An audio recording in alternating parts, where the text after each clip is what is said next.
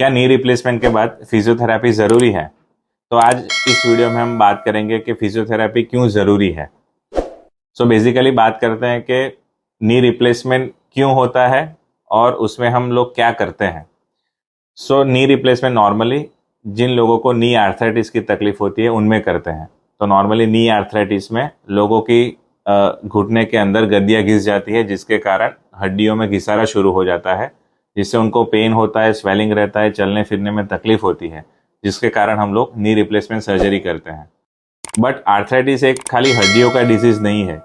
इसमें आपके आसपास के मसल्स भी इन्वॉल्व होते हैं, आसपास के लिगामेंट्स भी इन्वॉल्व होते हैं, जिसके कारण आपकी घुटने के आसपास की जो मांसपेशियां होती है या तो फिर जो मसल्स होती हैं वो काफ़ी सारी वीक हो जाती हैं, क्योंकि आपकी एक्टिविटीज़ लिमिटेड हो जाती है।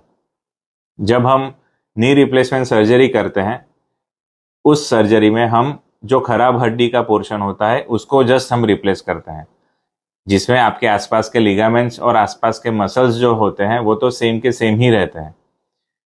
नी रिप्लेसमेंट के बाद आपको अंदर हड्डियों का जो पोर्शन खराब हुआ है वो रिप्लेस होता है, ना कि आसपास के मसल्स और लिगामेंट्स।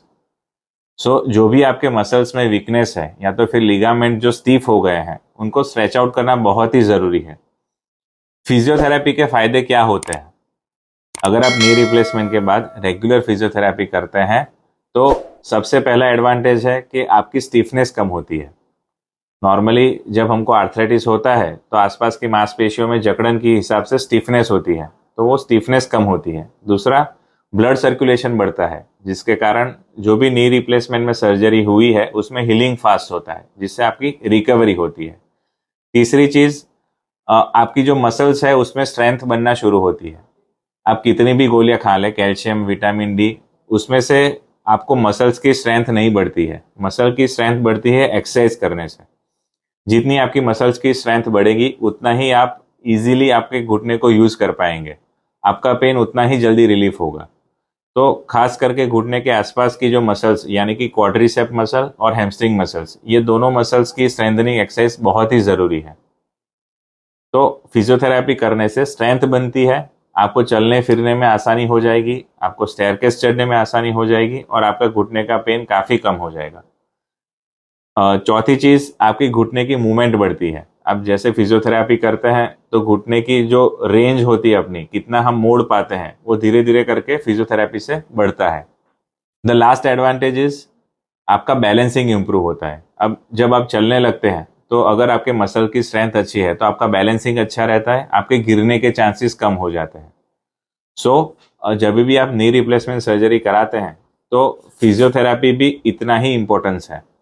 रूटीनली हम लोग एडवाइस करते हैं कि 6 to 8 weeks of physiotherapy is required after surgery.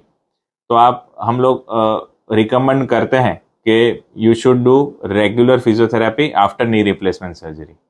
कई कबार आप लोग एडवर्टाइजमेंट देखते होंगे कि नी रिप्लेसमेंट के बाद फिजियोथेरेपी की ज़रूरत नहीं है, but I think you should not been attracted by this type of advertisement, क्योंकि कहीं कबार वो फॉल्स एडवर्टाइजमेंट होती है, जिससे आप सोचते हैं कि यहाँ पे ऑपरेशन कराएंगे तो फिजियोथेरेपी की ज़रूरत नहीं पड़ेगी, बट ऐसा नहीं होता है।